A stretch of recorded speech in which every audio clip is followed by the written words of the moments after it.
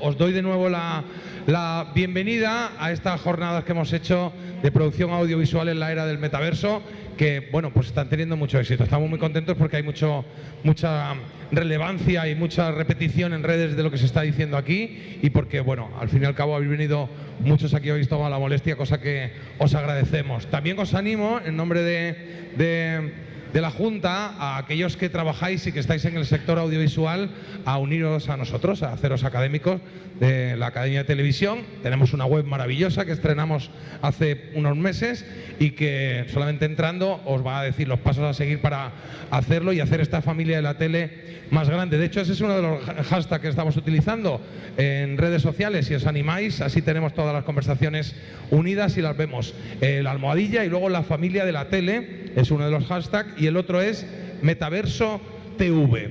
Bueno, en este tramo final vamos a hablar en este tercer panel de influencer, redes sociales y el contenido en la web. Para moderarlo nos acompaña Eduardo Prádanos. Gracias, Eduardo, por estar con nosotros.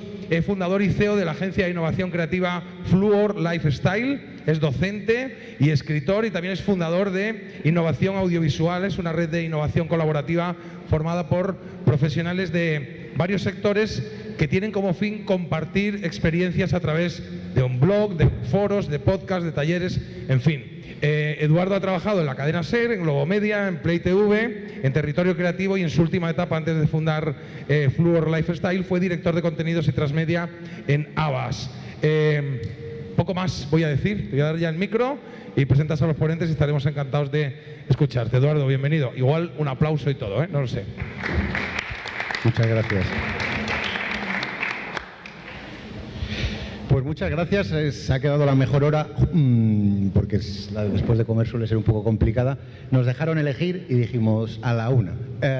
Gracias a todos y a todas por estar aquí, y sobre todo a estos estupendos panelistas, que sí que os decimos que no coincide la foto con los que están debajo, ¿vale? Os voy a presentar por orden, en la que están más cerca de mí. Voy a empezar por Bernardo. Bernardo estudió cine en la Universidad de Santa Fe, ha crecido viendo cómo las plataformas de entretenimiento, streaming y redes sociales se han convertido en el impulsor del engagement y en uno de los negocios más rentables del planeta a través de su trabajo en networks y plataformas con influencers. Su carrera se ha visto proyectada entre la fusión del storytelling y la monetización online de contenidos multimedia como director creativo en diferentes medios y desarrollando áreas de branded content, en este caso la MCN de YouPlanet. Hola Bernardo, ¿cómo estás? Muy bien, una descripción exhaustiva. Muy bien hecho. Y la verdad que bien, con ganitas de ver influencers en el metaverso. Vamos a por ello. Luis, ¿qué tal? ¿Cómo estás? Luis es un divulgador científico que se formó con ADUA. Se dice así en catalán, Adua Ponset, en televisión española, y ha desarrollado gran parte de su carrera en Estados Unidos, donde fue Managing Director del Imagine Science Film Festival de Nueva York. Es autor de 2 premiados documentales sobre evolución humana, cofundador de la plataforma de podcast en español QOnda, con la que ganó el premio Ondas 2018 a Mejor Podcast, y recientemente ha creado El Método, una serie transmedia para RTV digital centrada en la ciencia del COVID, ganadora del premio, ¿cómo se dice? Este es difícil, Beringer. Así, de periodismo científico. Actualmente es director de proyectos estratégicos de la Fundación Española para la Ciencia y Tecnología, dependiente del Ministerio de Ciencia e Innovación de España, y creo que tú también estás encantadísimo de estar aquí con nosotros. Es un absoluto placer, y más a esta hora, que es la mejor. Claro que sí. Hola Sergio, ¿cómo estás? Buenos días. Además, Sergio ha tenido una noche muy bonita trabajando. En el Mad Cool. En el Mad Cool. Suena como muy festivalero, pero ha estado trabajando. Sergio es el fundador y el CEO de Keeper Experience. Es una agencia especializada en marketing de influencers y contenidos digitales, y además es el presidente de la Comisión de Influencers de IAB España. Es licenciado en Comunicación Audiovisual. A lo largo de su carrera profesional ha trabajado en departamentos de marketing y comunicación de empresas como Heineken España o la agencia A Plus Field Marketing. Hola. Hola. Muchas gracias por invitarme. Bueno, gracias Después por de la una academia. noche de trabajo. Prometemos que vamos a dedicar la mesa redonda para algo más que para presentar a estas personas tan importantes. Blanca, ¿cómo estás? Buenos días. Blanca de TubiTube ha desarrollado los primeros años de su carrera en la industria del cine y la televisión. En 2015 cambia el mundo de los contenidos en medios tradicionales y se lanza al marketing digital como directora de operaciones en TubiTube, compañía en la que ahora es la directora general. Hola, Blanca. Hola, buenos días. Buenos días. Y acabamos con Elena Mateos. Hola, Elena, buenos días. Doble licenciada en Derecho y Administración y Dirección de Empresas, máster en Comercio Internacional, responsable de campañas en la agencia Ledcraft, donde se especializa en la representación de influencers y la gestión de campañas de marketing digital. Más de 6 años de experiencia como abogada corporativa, con destreza adicional en la negociación y revisión de contratos, esas partes tan divertidas que nos gustan tanto, con marcas e influencers. Hola, ¿qué tal? Elena, ¿cómo estás? Bueno, pues una vez estáis presentados todos, vamos a empezar por una pregunta así al aire, a ver quién la recoge y a partir de ahí empezamos. No vamos a hacer la típica pregunta de si esto de los influencers es una burbuja o no, porque ya hemos visto que, y mucho más después del confinamiento, si una industria creció en facturación, en volumen, en intensidad y en un montón de cosas en la comunicación comercial, fue el marketing de influencia. ¿Por dónde creéis que debe ir los próximos años? Y voy a empezar un poco ya duro, ya que hemos, entre comillas, regalado estos 10 minutos. ¿Por dónde creéis que debe ir los próximos años para que el marketing de influencia de verdad influya en compra y en recomendaciones? ¿Quién recoge esta pregunta? Sergio. A ver, hemos vivido unos años de que no sabíamos muy bien dónde estaban situados los influencers, ¿no? Si era una compra de medios, si era la agencia de PR quien se encargaba de influencers, si era la agencia de marketing, si era el propio departamento de la multinacional o de la empresa. Yo creo que al final, poco a poco hemos ido profesionalizando, creo que queda mucho más por hacer y, en mi opinión, los KPIs es algo muy importante en nuestro trabajo, porque al final formamos parte de la industria de la publicidad y, por tanto, hay que dar un reporte al cliente, pero creo que hay que entender al influencer marketing como creadores de contenido, que es la palabra que realmente a ellos les gusta usar, básicamente porque hablamos de contenidos. Y creo que cuando la publicidad focaliza en que se hagan contenidos, es cuando nuestra industria realmente funciona, realmente vende, realmente convierte y realmente se generan cosas que son importantes. Por eso, para mí, si me preguntan ¿hacia dónde vamos? Pues para mí vamos hacia contenidos, vamos hacia branded content, vamos hacia escuchar al influencer qué puede hacer por una marca, qué puede hacer por una plataforma. Creo que hay que escuchar a los creadores. Y yo siempre digo, antes se hablaba de la velada, que es algo como muy revelador, evidentemente, y un evento que ha sido increíble, pero bueno, yo que formo parte de esa industria y que, por ejemplo, represento a gente como Carolina Iglesias, pues es que desde un podcast que empezó en una casa, a día de hoy, ellas o movimiento Jordi Wild son los podcasts más escuchados de España, por encima de gente que empezó desde una industria ya consolidada de contenidos. Entonces yo creo que la clave está en los contenidos y en escuchar a los creadores y en pensar en contenidos y no en números. Blanca directamente se anima.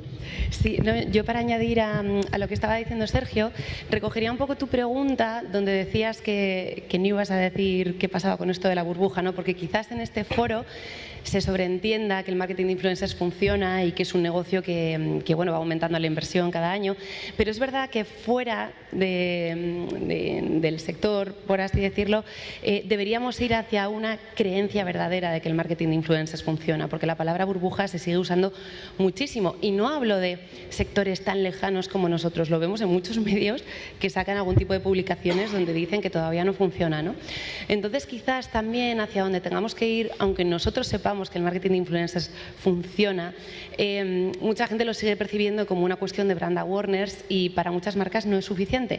Entonces, tenemos que ir hacia una serie de nuevos formatos, como está pasando ahora con el live shopping, donde realmente puedas hacer una conversión en el momento que dé mucha confianza a los anunciantes. Yo veo que algo así, por ejemplo, es algo que les gusta mucho. A quien no se ha atrevido nunca a dar el paso, es como que les llama la atención y les despierta el interés, y nosotros lo que tenemos que hacer es seguir adaptándonos a esas necesidades para poder seguir dándoles lo que nos pidan. Luego vamos a entrar en lo que comenta Blanca de los nuevos formatos y del live shopping. Bernardo. Sí, a ver, yo quería añadir que también el influencer marketing o los creadores de contenido depende mucho de la vertical de la que hablamos, ¿no? Se escucha aún mucho hablar de burbuja. Sí que es cierto que el marketing de influencia funciona. Hay sectores y verticales en donde probablemente los resultados sean más tangibles. En la charla justo de antes se ha hablado de la velada del año, del pico de audiencia tremendo que ha tenido en Twitch, envidia de muchísimas televisiones, de muchísimos programas, y tanta gente con tanto hype, mucho tiempo para ver un evento de esta magnitud, creo que demuestra la eficacia y cómo todo el mundo está apostando por algo así. Creo que también va a servir a la hora de, bueno, en YouPlanet pasa mucho, ¿no? Es cierto que somos pioneros a la hora de proponer ciertas cosas y aún hay una resistencia por parte de ciertos anunciantes o de ciertos sectores que no saben si un evento tan grande puede ser rentable. Después de algo así, creo que va a abrir la puerta para que se entienda que es algo que funciona. Y cuando hablaba de sectores, me refiero que sí que es cierto que en el mundo del gaming, que es uno probablemente en YouTube de los más asentados, y ahora en Twitch, es muy demostrable. Podemos ver cuando un videojuego es jugado por ciertas personalidades, que al cabo de un tiempo lo juega todo el mundo y las descargas se multiplican. Creo que es evidente que hay resultados perseguibles, tangibles y con unos KPIs muy, muy concretos. No sé si Luis y Elena queréis decir algo, si no, me gustaría entrar en la parte un poco más de negocio. Muchas veces hemos pensado que en el digital podíamos medir todo, cosa que era extremadamente complejo en los entornos, digamos, offline. Personalmente creo que en digital también es bastante complicado hacer las atribuciones directas. De hecho, es prácticamente imposible en muchas ocasiones, las directas. Con el marketing de influencia, en muchas ocasiones, además, Sergio y yo que hablamos en concreto bastante de esto, a veces me voy a dirigir como un poco contrapunto también, pues para que no solo parezca que son como todo bondades. Me da la sensación de que hacemos cosas como hacíamos hace 20, 30 años, con la mirada de hace 20, 30 años, con nuevos formatos. Publicidad de hace, no sé, de los años 80, de los años 90, con la mirada vetusta, bajo el formato de un Stories nuevo, un Reels nuevo, lo que sea. ¿Cómo se me puede quitar esa percepción a mí, y probablemente que pueda tener otras personas, de es el mismo perro con distinto collar?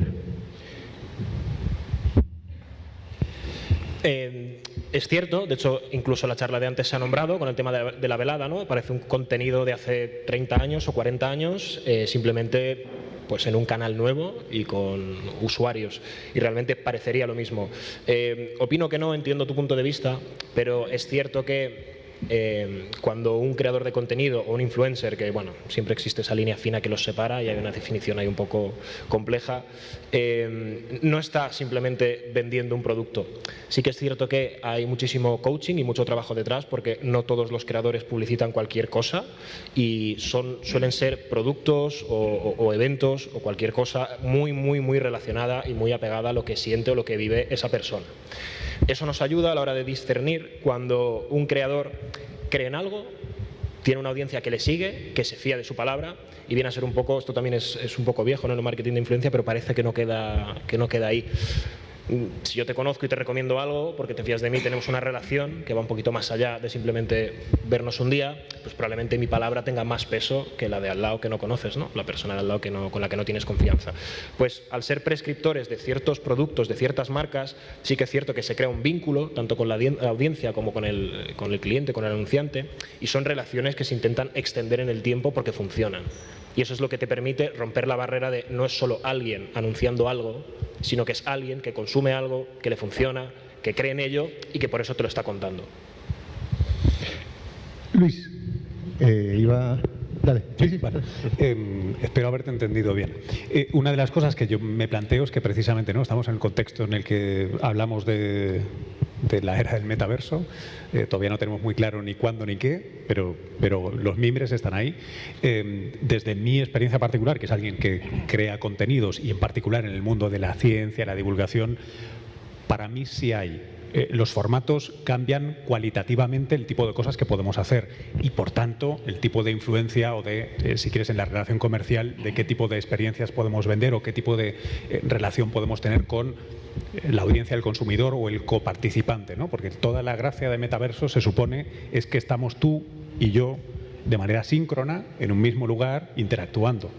O puedes tú libremente moverte por un ambiente. Hay dos cosas que para mí son importantísimas. Una ya se empezó a experimentar, al menos desde mi perspectiva, en el mundo podcast, ¿no? En el que hace unos cuantos años nos llenábamos la boca con que, claro, es que es mucho más íntimo, es mucho más creíble, muchas de las cosas que tú decías, ¿no? Por eso el click era tan caro hace unos años. Ahora ya se ha deshinchado, ¿no? Pero era muy caro al principio, sobre todo en inglés. Eso es una parte. Pero de otra, por ejemplo, algo que a mí me llama mucho la atención y que están desarrollando gente, sobre todo que está en el mundo de la conservación, medio ambiente, es que, aunque también valdría para cosas sociales, algunas de las herramientas o de las posibilidades que nos deberá brindar este tipo de experiencias metaverso, en el que tienes la posibilidad de interactuar en modo síncrono, precisamente lucha contra esto de la ley de los grandes números, ¿no? Es muy difícil vender o influir o que la gente tenga un engagement efectivo con millones o con las bombas en Ucrania o con, en cambio, el hecho de tener una experiencia que desarrolla empatía porque tienes individuos concretos allí y además puedes repetir, pues puedes volver a entrar allí. Creo que debe poder marcar un punto de inflexión en el tipo de preocupación, de investment personal de esa audiencia en lo que tú quieras hacer. Puede ser venderles un detergente o puede ser que donen para salvar a un orangután en Borneo. Pero sí creo que va a ser esencialmente distinto, seguro. Gracias, Luis. Laura, metaverso, Ledcraft, ¿cómo está siendo la adaptación? Ya que ha abierto Luis el melón, que en el fondo es por el que estamos aquí todos. Sí, claro. efectivamente. Pues en Ledcraft, bueno, a modo más de chascarrillo, dentro del equipo ya estamos muy en el metaverso porque estas navidades nos regalaron unas Oculus a todos, así que estamos muy metidos ahí. Y ya a nivel negocio, en Ledcraft tenemos una pata de negocio que es Ledcraft Education, que se basa principalmente en impartir educación a través de la versión educacional del Minecraft. Y eso es per se ya un metaverso. De hecho, el mes pasado entregamos los premios a los colegios que quedaron primeros en esta edición de Minecraft Education. Y nos parece que es un gran proyecto en el que invertimos muchísimo porque es muy interesante que tanto colegios privados como públicos se estén metiendo tan de lleno en este desarrollo de capacidades de programación y de aprendizaje a través del metaverso. Aquí a través de un juego, de un videojuego muy conocido y muy tradicional como es Minecraft, se esté enseñando todo tipo de materias, química, literatura, matemáticas, etcétera. Gracias. ¿Cómo puede afectar el metaverso a la forma de crear contenido? Por ejemplo, Bernardo, que estás aquí cerca y me has mirado con cara así de ¿estás para mí? Sí. Te tocó. A ver, lo primero, yo soy de los que opina que al metaverso aún le falta. Sí que es cierto que uno de los grandes límites para que un creador pueda crear contenido es que tenga un espacio para ello. Sacábamos ahora el ejemplo de Minecraft. Creo que es un juego que durante años se ha estado creando muchísimo contenido y se ha vivido una especie de metaverso. Hemos visto reuniones de personas dentro del juego en streaming hablando de temas importantes o no, de temas incluso sociales. O sea, al final los juegos sí permiten, muchos de ellos, a través del roleplay o a través de muchas otras herramientas, sí permiten crear comunidades y que la gente participe y que sea una especie de réplica, ¿no?, del mundo real en el que vivimos. Para que los creadores de contenido puedan estar ahí y hacer contenido, tiene que poder existir algo que vaya un poco más allá del juego. Creo que a día de hoy aún la idea de metaverso y videojuegos está muy fusionada, se está separando, pero necesitamos aún mucho recorrido para darle las herramientas a los creadores y que puedan entrar en comunidad entre ellos y generar conversación, generar rol, generar vida y que eso sea de interés para los usuarios y que quieran poder verlo. Gracias. ¿Ibas a decir algo? No, que... Quería comentar una cosa. Sí, dale. Vale, que es verdad que yo opino igual. O sea, al final veo muy claro el gaming dentro del metaverso, básicamente porque la mayoría de creadores se relacionan con su audiencia a través de un avatar, y eso ya es algo que diferencia porque, bueno, por ejemplo, mi pareja es gamer y tiene 1.800.000 seguidores. Y no lo para nadie por la calle. Me refiero porque los niños que le siguen en Minecraft ven su avatar, no ven su cara. Entonces, claro, la comunidad que ha creado dentro de Minecraft sigue a su avatar, no a él como persona, ¿no? Yo personalmente como empresa, que no estoy dentro del mundo gaming, estoy más en entretenimiento, en lifestyle general, veo muy complicado que los creadores lleguen al metaverso, básicamente porque su éxito depende de su persona, de su imagen, en gran parte. Por tanto, eso adaptarlo a esta nueva industria lo veo bastante complicado. Luis, en la Fundación Española para la Ciencia y la Tecnología tenéis un presupuesto de 4 millones de euros para la tecnología y la innovación. A priori ahí deberían entrar proyectos audiovisuales. ¿Habéis pensado que ahí pueden entrar proyectos para el metaverso? ¿Cómo es esta call for papers o como lo llaméis? ¿Cómo evaluáis esas propuestas? ¿Cómo se digieren? ¿Cómo es ese proceso? Pues nosotros tenemos anualmente una convocatoria, que son la última ha sido de 4, la que viene es de 4,5. Son proyectos de generación de contenido que impulsen la cultura científica, tecnológica y de la innovación. Claro, ahí nos entran muchas cosas. Jornadas, documentales. Yo he estado revisando para esta sesión justo qué cosas nos habían entrado que tuvieran términos clave que tienen que ver con nosotros: realidad aumentada, interactivo, realidad virtual, etcétera. Metaverso tengo un total de 0. Vamos a ver la que se abre este septiembre si llega alguno más. O sea, nosotros estaríamos encantados porque parte de lo que queremos hacer es usar ese dinero para impulsar y ayudar a que creadores que quieran ser pioneros, pioneras en este tipo de formatos con proyectos razonables, pues tenemos ese dinero para dárselo porque no tenemos que ganar nada del otro lado, esa es la parte buena, podemos arriesgar. Pero sí es cierto que, y yo creo que en esta sala se ha dicho ya desde esta mañana varias veces, todo aquello que lleve lo de metaverso y no esté muy bien justificado, en general sospecha, porque si ni Meta ni Facebook, ¿no? Están diciendo que esto es viable ahora mismo, sino que se están construyendo las bases tanto de hardware como de la parte de interconectabilidad, etcétera. Estamos en un momento un poco raro. ¿Perdón?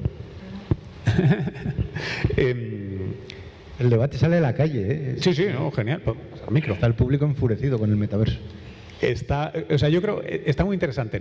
Claramente no está maduro. Apoyar cosas pioneras estará muy bien, pero mi experiencia es que todas las posibilidades que tenemos en el ámbito que nosotros estamos, de ciencia y tal, porque antes decías cómo puede esto cambiar a los creadores, ¿no? ¿Cómo hacen?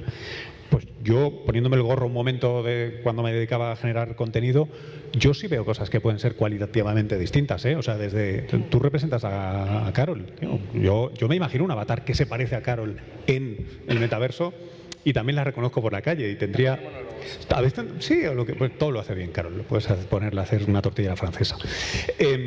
Esto es una cosa. Y luego, desde el punto de vista de crear contenido propio, yo cosas que no podía hacer antes, yo estaría encantado de poder apoyar una experiencia inmersiva que te meta dentro de un acelerador de partículas, cosa que no puedes hacer nunca, porque los documentales no llegan. Los documentales para los temas de ciencia son casi siempre insuficientes, son muy difíciles. Además uno de los problemas, y digo esto y me callo ya que estoy chupando mucha cámara, uno de los problemas que tenemos cuando nos dedicamos al tema de transferir conocimiento técnico, ¿no? Cosas de ciencia, es que cuando haces la edición de un documental o una pieza audiovisual tienes un problema, y es que das un tiempo concreto para todo el mundo. Hay mucha gente que se aburre, mucha gente que no lo entiende y un segmento muy pequeño de la audiencia que le ha encajado todo bien cuando tocaba.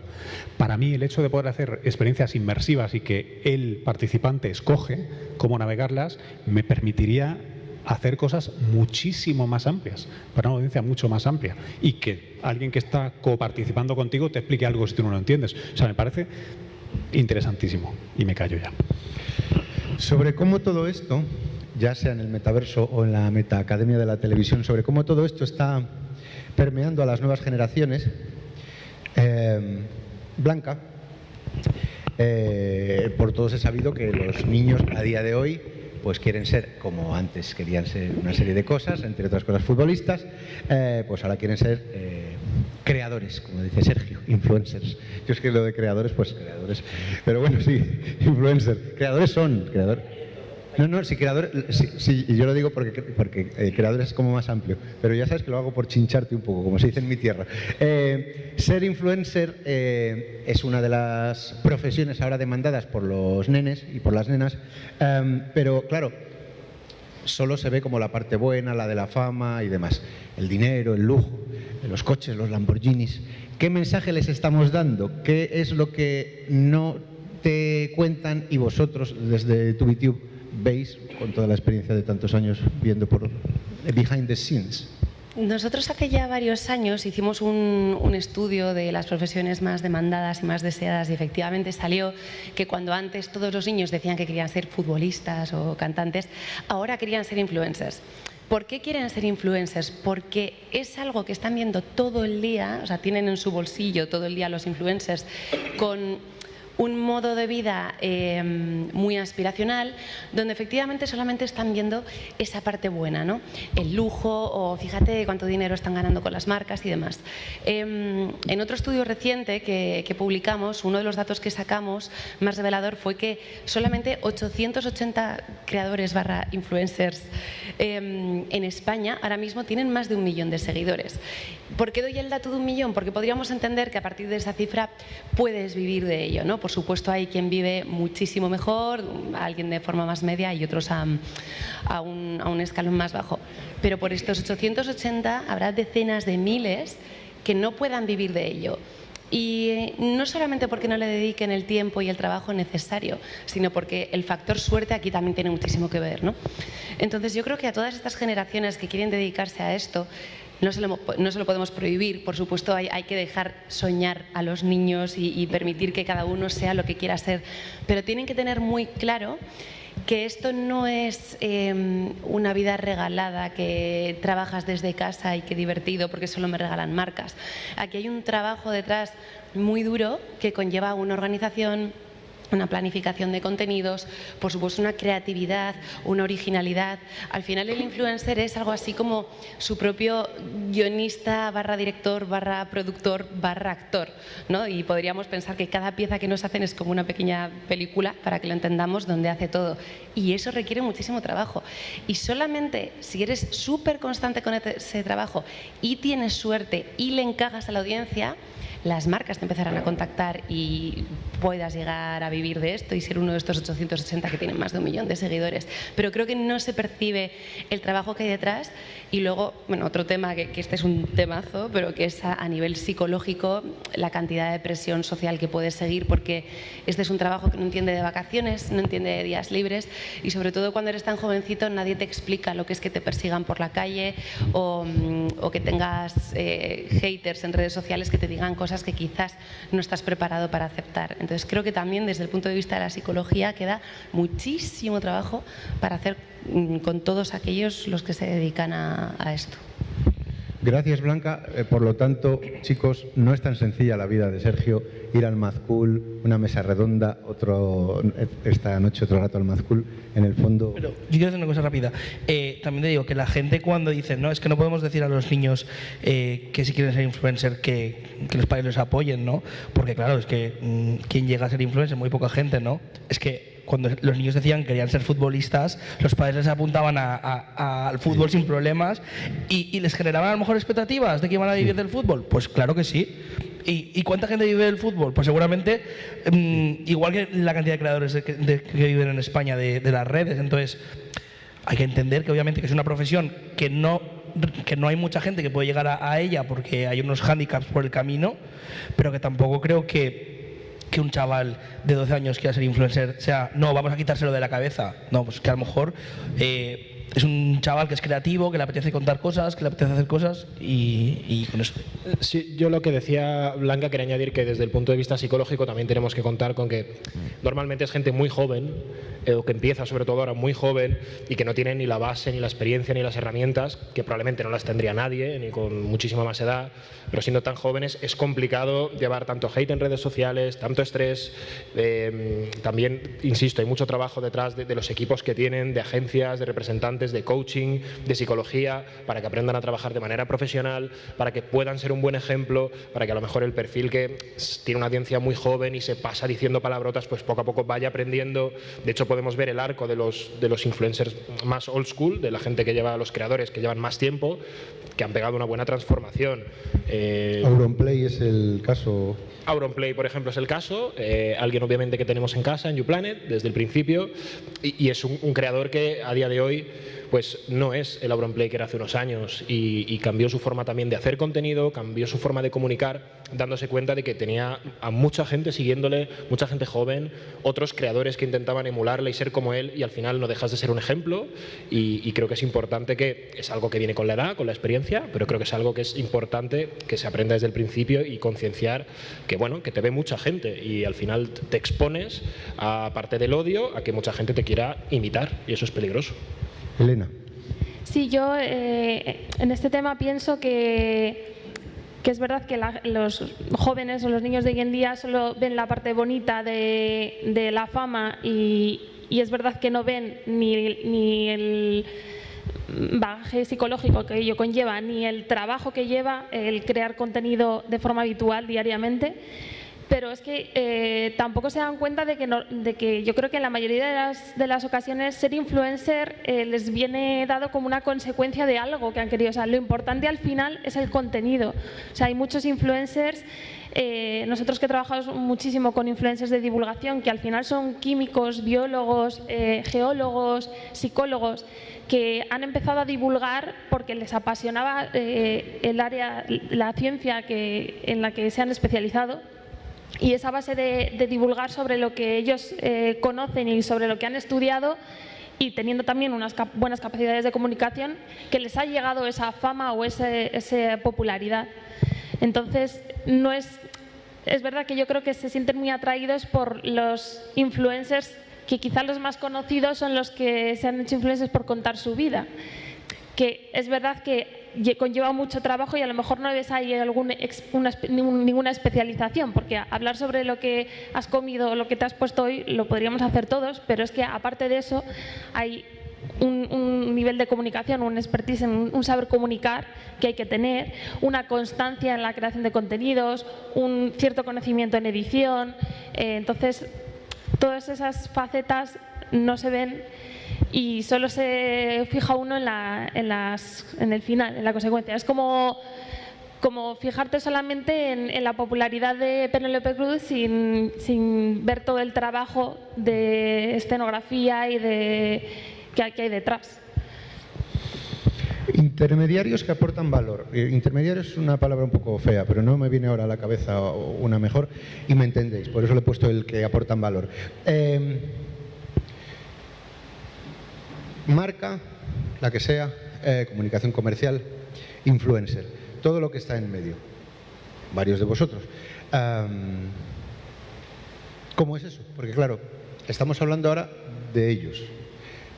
Hablad de vosotros, de vuestro día a día, de lo bonito, de lo difícil, de los retos. ¿Cómo es eso? Claro, porque es algo que es como el que sabe andar a caballo y el que no. Se monta y dice, pues es una sensación así, y lo explica. ¿Cómo es? Empiezo yo y luego paso a mí, creo que aquí intervendremos más o menos todos.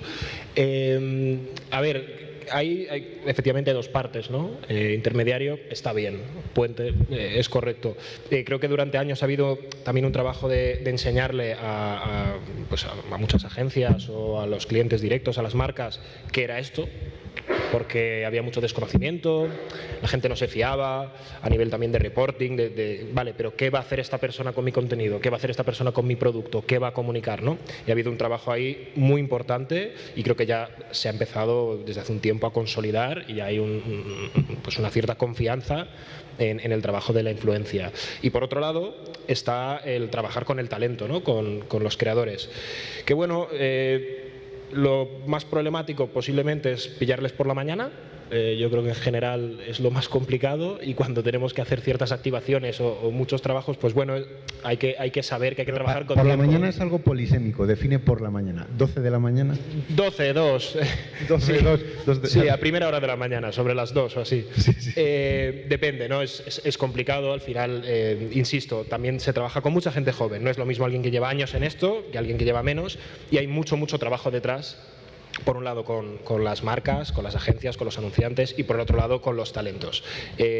Durante años yo creo que este trabajo se ha estado haciendo y con la propia experiencia ahora pues hay que estarles menos detrás, pero creo que pasa un poco como un todo, ¿no? Esto antes a lo mejor no eran los influencers, podrían ser otras cosas, no sé si es más fácil o más difícil o era más fácil o más difícil hace 15, 20 años estar detrás de un futbolista, lo desconozco, pero creo que esto al final es un poco como todo, ¿no? Cuando intentas meterte en medio y hacer que las cosas salgan bien, tanto como para unos como para otros, pues te encuentras con un montón de conflictos y problemas que vas superando y al final protocolizando para que las cosas vayan mejor.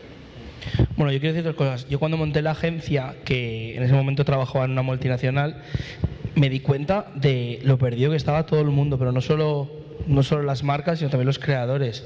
Yo empecé a conocer a creadores que ahora mismo represento porque les contraté desde la marca y me decían, pero ¿puedo subir este banner a Instagram? Y yo le decía, ¿tú te sientes cómodo con esto? Me dice, no, la verdad es que no. Y yo digo, pues coméntalo con la marca, no sé, en plan, interactúa con ellos, ¿no? Entonces sí que me di cuenta que creo que hacía falta esa parte de intermediación y por eso yo también entré un poco porque al final yo tenía el conocimiento de la visión de la multinacional, de decir qué quiere el director de marketing, qué quiere el brand manager, cuál es su objetivo y eso también hacérselo expresar a los creadores, es decir, oye, es que al final lo importante de que cuando acabe una campaña, que por el camino va a haber muchos problemas, es que el tío de la marca que te está pagando quede contento y que sienta que la inversión que ha hecho ha sido rentable. Entonces creo que estas cosas hay que contárselas también a ellos, pero también hay que contarle, como decía Bernardo, a las marcas, oye, es que este tío no va a subir un banner porque esto no es orgánico en sus canales, ¿no? Entonces es verdad que para mí esa parte de intermediación es lo que hace que una campaña salga bien o una campaña salga mal. Y iba a decir algo más, pero no me acuerdo. Un poco labor casi de traducción, ¿no? del lenguaje, no sé cómo. Sí. Elena, lo que nos quieras aportar más los contratos, porque creo que en esto tú eres la súper experta y ahí también hay tela que cortar. Cuéntanos. Sobre esto, yo siempre me he sentido como yo que trabajo en multinacionales grandes y pequeñas y también en la abogacía y ahora en esta parte más de marketing, en este puesto como agencia me siento como que tengo dos clientes a los que tengo como que darle un valor añadido a ambos, ¿no? A la empresa tengo que hacerle llegar el influencer que tiene su público objetivo, porque al final lo que le buscan las marcas es la mayor conversión. Y tengo que darle un contenido orgánico, porque yo lo que estoy viendo es que últimamente se penaliza cada vez más los contenidos que no son orgánicos. Hay cuentas que existen y que se mofan de una manera las que se mofan de una manera respetuosa o sacan a la luz estos contenidos que no son orgánicos, que son muy penalizados y que he visto hasta artículos en prensa cuando ocurre esto. Entonces, hay que tener mucho cuidado porque a veces los influencers o los creadores de contenido van muy a su rollo y hay que educarles también, hay que educarles en temas calendario, hay que educarles en temas de ser profesionales, de entregar contenidos de calidad y también aportar esas ideas creativas que le gusten al influencer, que entre dentro de su ser, de su forma de hacer las cosas, pero que también aporte a la marca algo. Y sobre los contratos, pues también es una disyuntiva, a veces es difícil de manejar porque al final hay contratos muy exigentes a nivel de cesión de derechos, a nivel de contenidos, las marcas siempre quieren más, por menos dinero. ¿Quién tiene que proponer el contrato? Vamos a pensar en un modelo, me voy a inventar el ejemplo, una marca X de refrescos, imagínate, pues, de agua con azúcar, una afamada marca de agua con azúcar, de refrescos, con una agencia de representación de influencers, más una agencia creativa. La afamada marca va a la agencia creativa trabaja codo con la agencia de influencers y están los influencers también. ¿Quién redacta el contrato? Es decir, ¿quién juega el partido en casa? Pues eso yo creo que, por lo menos en mi experiencia, hay marcas que exigen trabajar con sus contratos. A mí siempre me gusta y prefiero trabajar con los míos porque al final son los que más controlas, son los que has redactado tú, los que has visto al dedillo y conoces todas las disyuntivas. Entonces, bueno, como al final la marca es tu cliente, si la marca quiere trabajar con su contrato, pues lo que tienes que hacer es una revisión muy exhaustiva de ese contrato, que te llevará más tiempo que si trabajas sobre tu propio modelo. Pero al final, si trabajas sobre tu propio modelo, probablemente la marca sea la que haga una revisión muy exhaustiva de tu modelo y al final siempre surgen comentarios, siempre surgen temas o cláusulas que hay que negociar. Como por ejemplo, una que sea... Pues por ejemplo, bueno, al final lo que se suele negociar, una vez que ya tienes los contenidos y el precio acordado, que eso tampoco hay mucho más que discutir, si tú estás ya de acuerdo sobre eso y ya pasas al contrato. Yo he visto contratos, sobre todo de grandes empresas, con cláusulas de cesión de derechos que van más allá de lo que el contenido que se va a hacer exige, ¿sabes? Que siempre te piden como más. Entonces, bueno, si tú quieres hacer esta campaña pequeñita con este contenido para esto, ¿por qué me estás pidiendo que te ceda los derechos de autor y de imagen para todo el mundo, hasta el límite máximo que permita la ley y de por vida? Hay cosas que no tienen sentido y que a veces las peleas, y hay marcas que lo quieren porque sí, ¿sabes? Al final muchas veces no se paran a pensar, pero el por qué. O sea, porque si tú me dices un por qué y tiene una explicación lógica, a lo mejor no nos lo cedemos, ¿sabes? Lo podemos hacer, pero hay muchas cosas que a veces se tiende a abusar. O a veces son contratos tipo que te mandan y a lo mejor no están súper adaptados a lo que tú vas a hacer en ese momento. Luis. Yo quería, como yo no he intermediado apenas, yo quería de hecho aprovechar vuestra experiencia porque hay un caso particular en el que yo he estado metido y, por ejemplo, no he encontrado nunca, tal vez es mi mala suerte, ese valor añadido. Y me he pasado, sobre todo los 2 últimos años, muy metido en el tema de salud, ¿vale? Asociado a la pandemia. No he recibido ni una sola propuesta que no fuera imposible orgánica. Todas eran muy violentas para con ese nicho en particular. Y me pregunto, ¿creéis que hay alguna manera de tratar temas de salud sin desvirtuar a ese creador o esa creadora? Porque no he encontrado ni uno. Y recientemente incluso se está extendiendo esto. Tenemos un célebre influencer de ciencia y matemáticas que de repente se casa con un banco, ¿no? Y genera una pequeña crisis. Al menos en este gremio de la ciencia y la salud, ¿cómo se hace eso? Si es que se puede. Yo es que creo que también depende mucho del tema, porque claro, dentro de la salud hay muchos temas, hay algunos que son más difíciles de tocar que otros. Por ejemplo, yo sé que últimamente ha estado muy en auge, quizá porque a lo mejor yo he estado más en contacto con eso o porque me muevo con influencers, sobre la reproducción asistida.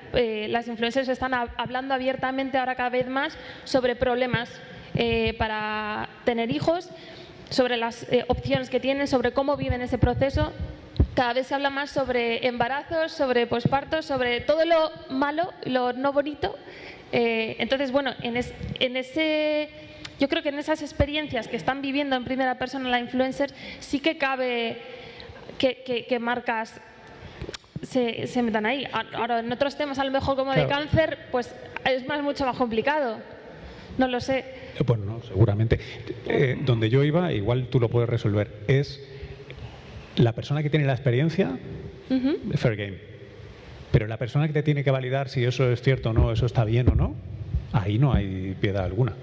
Es decir, Marián Boticaria García o Eduardo Sáez de Cabezón o tal no pueden hacer nada que tenga ningún interés comercial. En el momento que lo hacen hay una penalización tremenda, quedan deslegitimados para un gran porcentaje de su potencial audiencia. Claro, pero es que estos temas siempre conllevan más hate que cualquier otro tema, pero claro, porque son temas mucho más sensibles. Al final es igual que la maternidad. Cualquier influencer que saque algo sobre la maternidad tiene muchísimo más hate, porque ahí todo el mundo opina y todo el mundo cree que lo estás haciendo mal.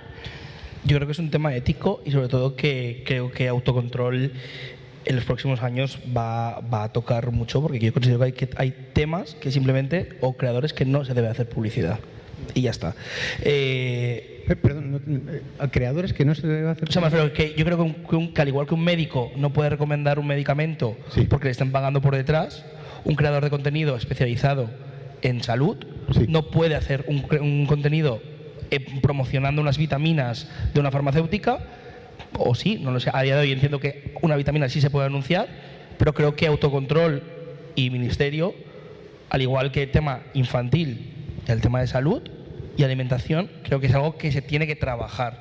Y yo creo que esa es la clave, y al final es un tema ético. Tú como creador, si tú éticamente puedes, o sea, tú públicamente puedes hacer algo, pero éticamente no, tú decides si hacerlo o no, porque tu audiencia evidentemente te va a deslegitimar. Entonces ahí al final es un poco la clave de dinero, o yo creo que al final la monetización por vuestra parte tiene que ir por otros caminos, no tanto el colaborar con una marca en ese sentido, o sí, después hay otras marcas pues que a lo mejor sí que tiene más sentido. Nosotros, por ejemplo, trabajamos con Intimina, que es un cliente de copas menstruales, y al final las chicas cuentan su experiencia, y lo que me pasa a mí con Intimina, por ejemplo, es que si las chicas no han probado la copa antes, no hacen. Pero ellas lo dicen, en plan, y tengo creadoras que no han querido finalmente hacerla tal, porque su experiencia no ha sido positiva, al final es un tema muy personal. Pero creo que es importante también que se transmita, pues en este caso, por ejemplo, este mensaje de, oye, pues que la copa menstrual a lo mejor puede tener unas ventajas X, independientemente de que la publicidad vaya con una marca, pero hay temas y temas. Pero sobre todo yo creo que el tema de los creadores, que sí que tienen un reconocimiento en un sector clave, es que es muy complicado, muy poco ético. Interesante debate, Blanca, y abrimos el turno de preguntas, que vemos como 10 o 12 manos levantadas. Mira, la de Raúl, por ejemplo. Blanca. Vale, yo para empezar como la parte de debate, tengo que decir que no estoy de acuerdo del todo en lo que han dicho mis colegas, porque, a ver, yo creo que la base de todo es que el influencer anuncia productos en los que cree y que de forma orgánica tienen sentido en el canal. Entonces, vale, el territorio de la salud es un tema muy delicado, donde lógicamente, si estamos haciendo caso a lo que dice Boticaria García, no queremos que le paguen una farmacéutica por anunciar un medicamento. Pero sí se puede ser listo y explorar otros territorios. Quiero decir, una nutricionista no me gustaría que me hiciera publicidad sobre un alimento, pero quizás sí me puede hacer publicidad sobre la fuente de horno que está utilizando o sobre el pantalón que lleva para su clase de yoga. Quiero decir, si ellos tienen muy claras las líneas de lo que son, de dónde están y el mensaje que están dando, pueden explorar otras formas de monetización. Y luego también quería hacer el pequeño matiz de que no solamente viven los talentos de las marcas, cada vez hay otras formas distintas de ganar dinero que están más relacionadas con el mundo del entretenimiento. Entonces, perfiles de salud, por ejemplo, pueden encontrar una forma de ganar dinero que no sea promocionando nada, sino que quizás sea desarrollar un formato concreto para una plataforma donde hablan de hábitos de vida saludables y demás. Y de hecho eso hasta podría estar patrocinado por una marca o no, lo hemos visto en televisión toda la vida. Igual que Masterchef está patrocinado por Supermercados El Corte Inglés, y eso no lo estás asociando al presentador, pero bueno, y luego es un programa que también se supone que de alguna forma te da a entender cuáles son los hábitos saludables, ¿no? O sea, yo creo que siempre están los caminos para intentar de alguna forma meter las marcas sin penalizar la esencia de lo que eres o que, bueno, que se te eche encima. Eso siempre puede pasar, pero ahí lo dejo. No sé si Elena, como abogada, hacía un gesto así de abogada. Estaba pensando que también, o sea, promocionar, por ejemplo, unas vitaminas se puede hacer promocionando directamente las vitaminas y cómo te van a ti y tal.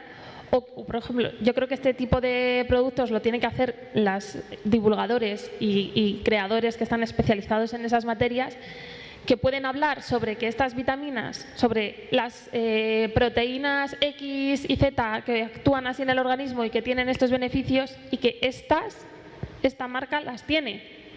No te estoy queriendo decir que sean las mejores vitaminas ni que vaya a ir bien a todos. Lo que hablo es de que yo sé que los componentes o determinados componentes de estas vitaminas actúan de esta forma y son beneficiosos por estos motivos. Y estas las tienen. Y yo creo que esa publicidad es orgánica y además está muy cuidada, porque es que los divulgadores no cogen absolutamente nada que mínimamente no les convenza o crean que no puede ser cierto. O sea, que es que por eso son muy buenos, porque tienen un público muy premium y tienen un engagement muy premium, pero tampoco hacen publicidad de todo. Hacen poca publicidad y muy selecta. Preguntas. Allí hay un chico, Paco, ¿cómo estás?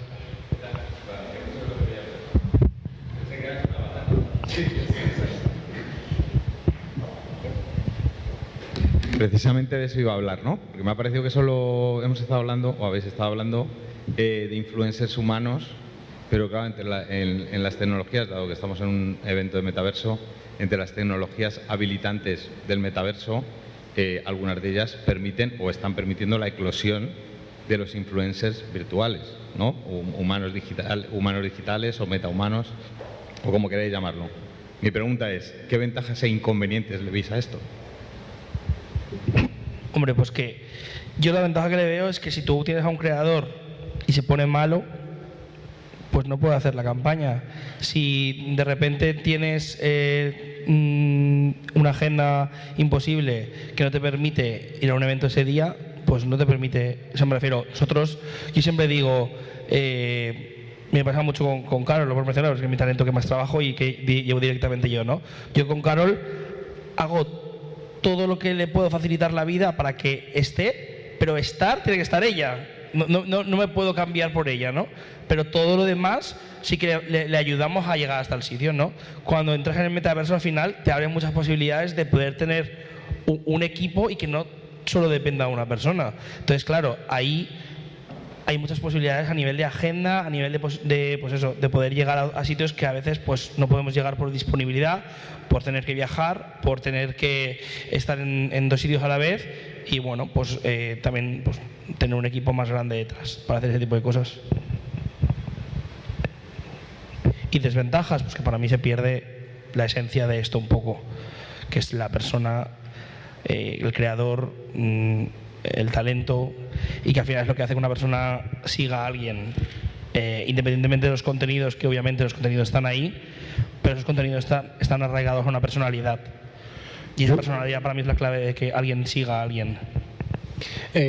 Si no me equivoco, ya existen unos cuantos influencers que funcionan así, entonces es cierto. Yo creo que tiene un problema desde el punto de vista ético, siempre y cuando además no se informe de esto. Sé que ha habido varios experimentos en donde no se ha dicho que un influencer que tenía muchos seguidores en realidad no existía hasta llegar a cierto límite, porque era un experimento, era un test y han existido estas cosas, pero creo que tiene un problema sobre todo desde un punto de vista ético, cuando nos está comunicando la verdad.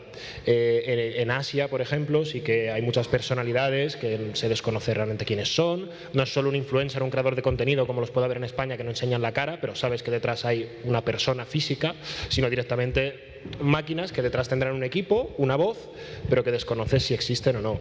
Desde el punto de vista publicitario han demostrado que funcionan igual de bien que los otros, pero creo que desde un punto de vista ético, pues bueno, es peligroso. Yo prohibiría hacer preguntas capciosas a gente que sabe tanto o más que al menos el moderador. Gracias, Paco. ¿Alguien más quería preguntar algo? ¿Raúl? Sí, venga.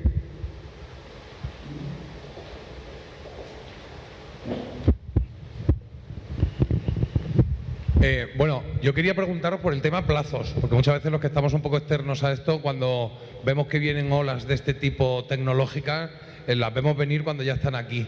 En este caso, no sé si quizá por Mark Zuckerberg o por lo que sea, nos ha llegado la información de que viene este nuevo espacio del metaverso. cuando todavía se está construyendo, cuando se está casi definiendo. Y desde fuera a mí me gustaría saber si vosotros, que conocéis más, sabéis qué plazos puede haber para el metaverso. Y cuando digo plazos me refiero a plazos para que sea global, para que a mí me influya o, por ejemplo, mis hijas se vean influidas por algo como el metaverso, porque ahora mismo lo veo bastante, no sé si reducido o bastante dentro del mundo de los que ya estáis. ¿Cuántos años tienes? ¿De qué? ¿Cuántos años tienes? Pues tengo unas cuantas. ¿Qué edad quieres? Tengo de 12, 16, tengo otra vez 20. A ver, plazos, se escucha un poco de todo. Yo creo que hay un problema de desarrollo, de infraestructura, de muchas cosas, pero creo que hay un gran impulsor, que es la parte económica.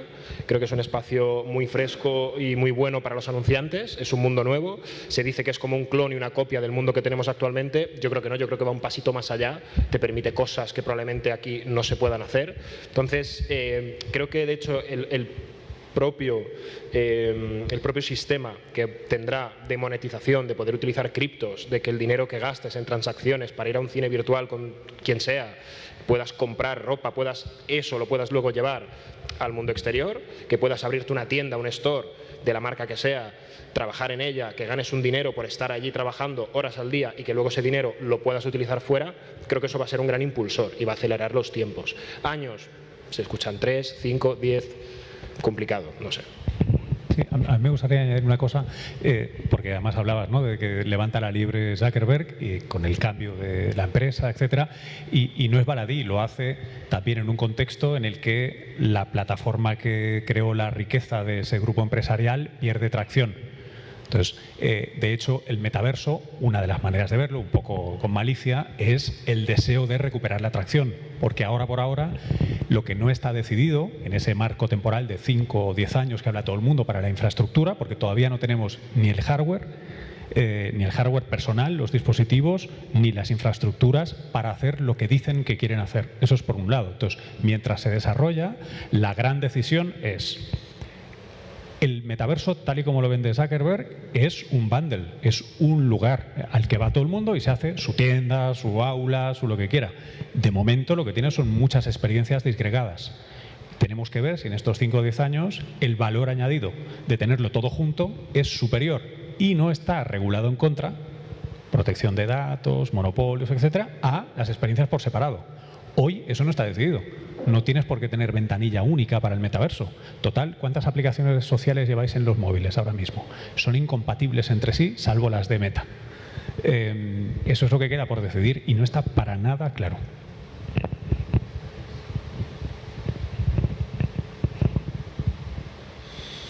Me miran a mí y eso significa que ya esto empieza a concluir. Y Joana, que es la jefa, hace así. Gracias, Academia, gracias, Elena, Blanca, Sergio, Luis, Bernardo. Gracias a todos y a todas y nos vemos en el metaverso. Hasta luego, chao.